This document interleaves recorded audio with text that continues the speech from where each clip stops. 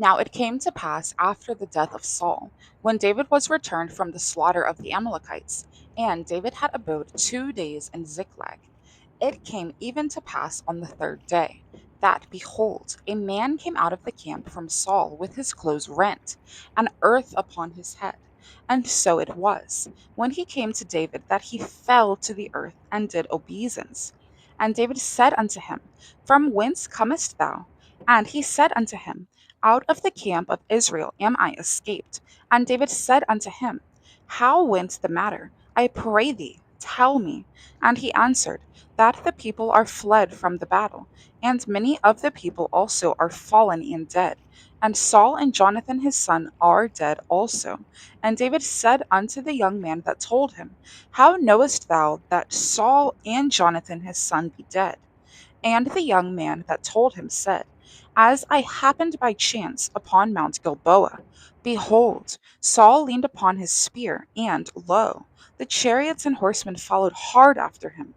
And when he looked behind him, he saw me, and called unto me. And I answered, Here am I. And he said unto me, Who art thou? And I answered him, I am an Amalekite. He said unto me again, Stand, I pray thee, upon me, and slay me. For anguish is come upon me, because my life is yet whole in me. So I stood upon him, and slew him, because I was sure that he could not live after that he was fallen. And I took the crown that was upon his head, and the bracelet that was on his arm, and have brought them hither unto my lord. Then David took hold on his clothes, and rent them, and likewise all the men that were with him.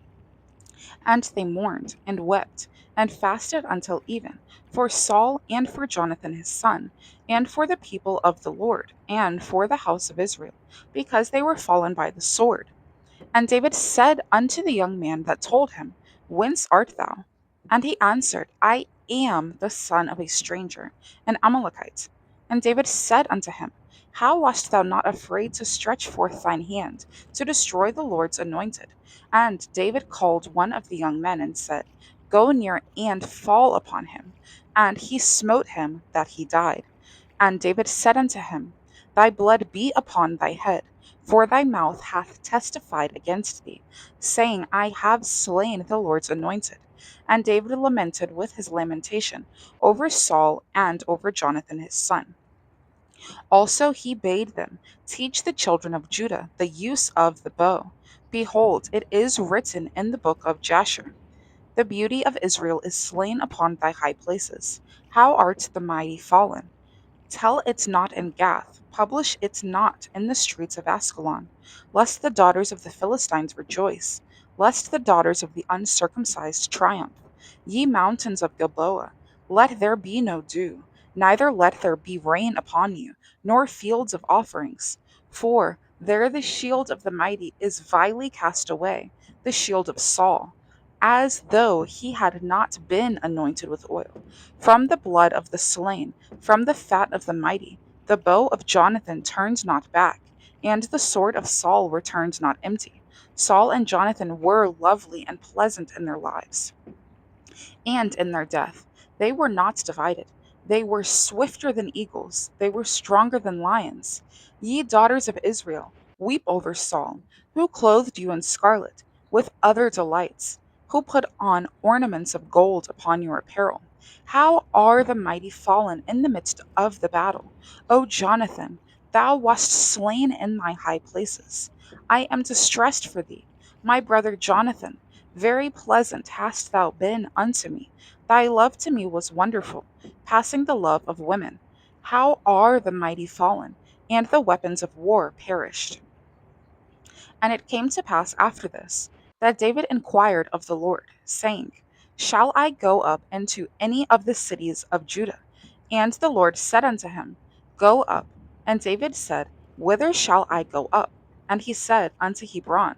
So David went up thither, and his two wives also, Ahinoam the Jezreelite, and Abigail Nabal's wife the Carmelite. And his men that were with him did David bring up, every man with his household, and they dwelt in the cities of Hebron. And the men of Judah came, and there they anointed David king over the house of Judah. And they told David, saying, that the men of Jabesh Gilead were they that buried Saul. And David sent messengers unto the men of Jabesh Gilead, and said unto them, Blessed be ye of the Lord, that ye have showed this kindness unto your Lord, even unto Saul, and have buried him. And now the Lord show kindness and truth unto you, and I also will requite you this kindness, because ye have done this thing. Therefore now let your hands be strengthened, and be ye valiant, for your master Saul is dead, and also the house of Judah have anointed me king over them. But Abner the son of Ner, captain of Saul's host, took Ishbosheth the son of Saul, and brought him over to Mahanaim, and made him king over Gilead, and over the Asherites, and over Jezreel, and over Ephraim, and over Benjamin, and over all Israel. Ishbosheth, Saul's son, was 40 years old when he began to reign over Israel, and reigned 2 years. But the house of Judah followed David. And the time that David was king in Hebron over the house of Judah was 7 years and 6 months.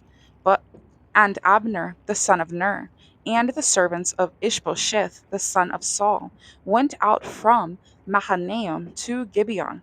And Joab the son of Zeruiah and the servants of David went out and met together by the pool of Gibeon, and they sat down, the one on the one side of the pool, and the other on the other side of the pool.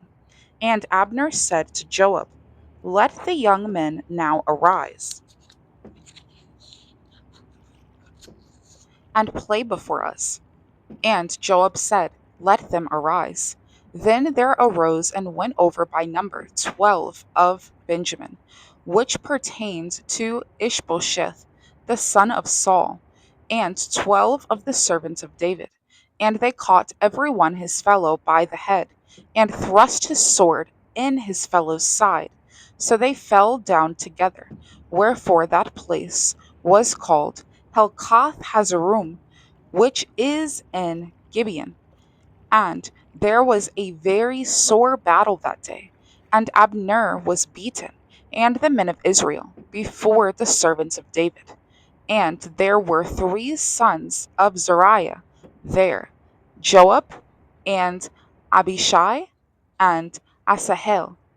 And Asahel was as light of foot as a wild roe.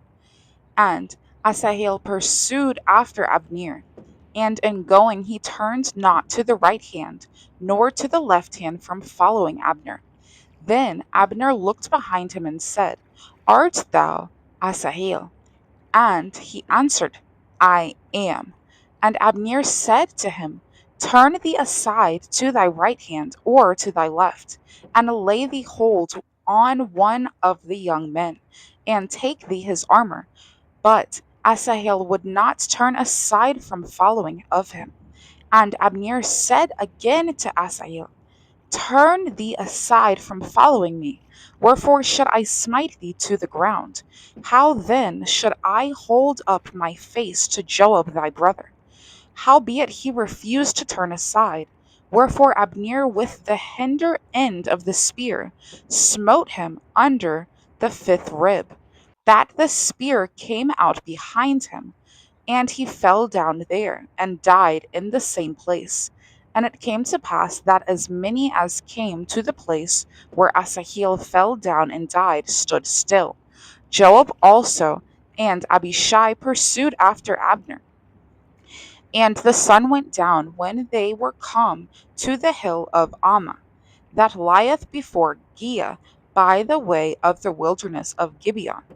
And the children of Benjamin gathered themselves together after Abner, and became one troop, and stood on the top of an hill.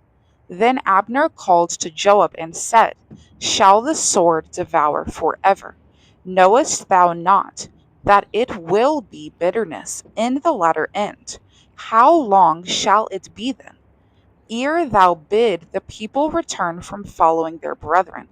And Joab said, As God liveth, unless thou hadst spoken, surely then in the morning the people had gone up, every one from following his brother.